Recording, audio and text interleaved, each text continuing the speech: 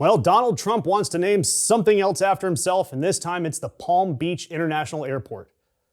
He also wanted to rename Dulles International Airport after himself, and he already renamed the Kennedy Center after himself. He tried to rename Penn Station in New York after himself. He's mused about the Gulf of Trump. He's tried to rename the Gateway Tunnel in New Jersey after himself. And at least one of these cases, his organization quietly filed trademarks on the new name before a rename was even approved. So let's dig in a little deeper here. The Florida legislature passing a bill to rename Palm Beach International Airport, the airport right by Mar-a-Lago, Trump's home, the President Donald J. Trump International Airport. It passed the Florida House 81-30, and it's now headed to little Ronnie DeSantis' desk. One Democrat, State Rep Shervin Jones, initially supported it, and he said he would have done the same for any Democratic president. And then he found out about Trump's trademarks, and he changed his mind, because why wouldn't you? Before the Florida legislature even finished voting, the Trump organization had filed trademark applications, not one, but three, trademarking Donald J. Trump International Airport, President Donald J. Trump International Airport, and the airport code DJT. Trademark attorney Josh Gerben telling CNN that this is highly unusual. Reagan National Airport's trademark, it's owned by the Metropolitan Washington Airport Authority, not Reagan's family, not his estate. And Gerben saying, quote, normally the private individual who's being honored isn't protecting his or her own name as a trademark. And the trademark application covers some weird items like watches, jewelry, clothing, collectible coins, tie clips, belts, restaurants, airport construction, and I'm going to read this directly. Plastic slippers used in the airport environment when going through security to keep feet and socks clean. The Trump organization, of course, says that they aren't going to collect royalties from all these trademarks. Right. But they didn't answer any questions when asked specifically about all of this merchandise. And look, this isn't the first time Trump's tried to tacky up an airport name. He's asked for Dulles International Airport to be renamed after himself.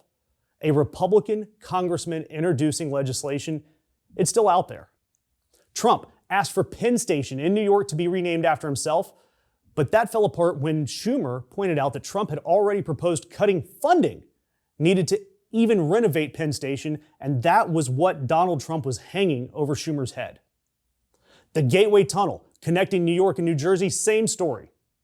Proposed the rename and threatened the funding. The Kennedy Center already happened. A Trump-aligned board voted to change the name. And according to them, it's still the Trump Kennedy Center.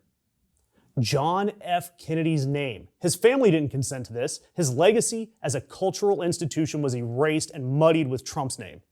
And the board that did it was intentionally stacked with Trump loyalists that he personally saw appointed. And here's what makes this different from all of the other presidents whose names ended up on a building.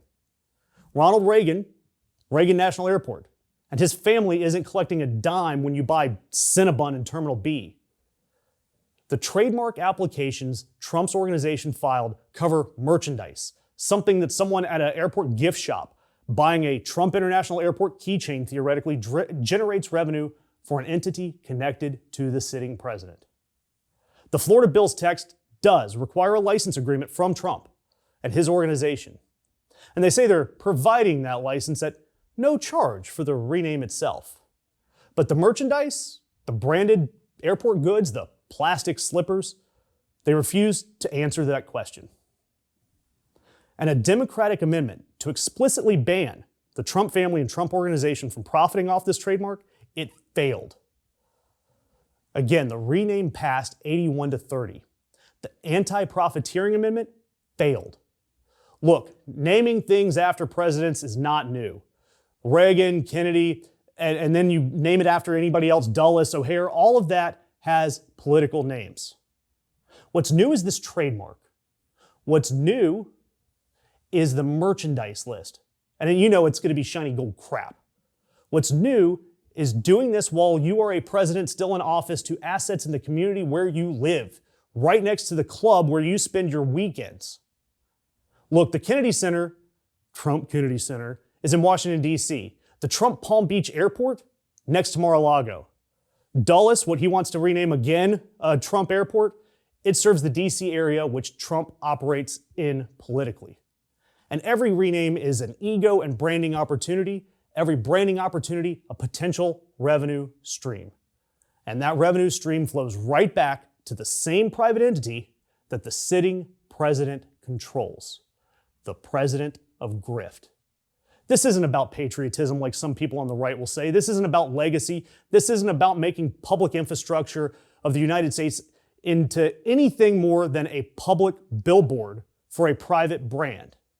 And then filing the trademarks before anyone else figures out what happens, it's all part of the grift.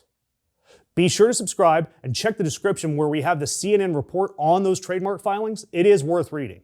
Doesn't it seem like our feeds are getting filled with more and more BS right-wing MAGA content? It's no secret that all these top tech bros are in love with the current regime, so it's no surprise that independent left-leaning media is being squashed by the algorithm. If you like our content and content like us, it doesn't take long to click that thumbs up, share, comment, or subscribe. So please help us keep the truth alive.